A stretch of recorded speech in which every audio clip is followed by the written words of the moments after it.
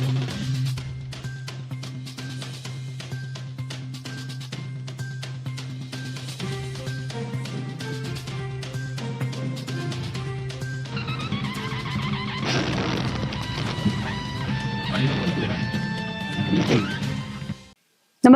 आपण पाहता Hirkani news. Hirkani news प्रत्येक क्षण ताज्या घडामोडी आणि महत्त्वाच्या प्रत्येक बातमीसाठी नेहमी तत्पर. कोल्हापूर पाटबंधारे विभागाचा शेतकऱ्यांना दणका. 10 नद्यांना उपसा बंदीचे आदेश.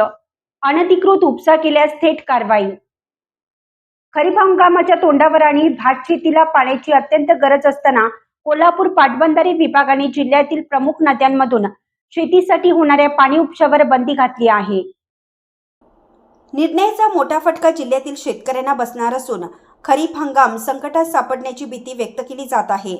एल निनोमुळे पावसात घट होण्याची शक्यता लक्षात घेऊन पिण्याच्या पाण्यासाठी उपलब्ध साठ्याला प्राधान्य देण्याच्या उद्देशाने हा निर्णय घेण्यात आला आहे.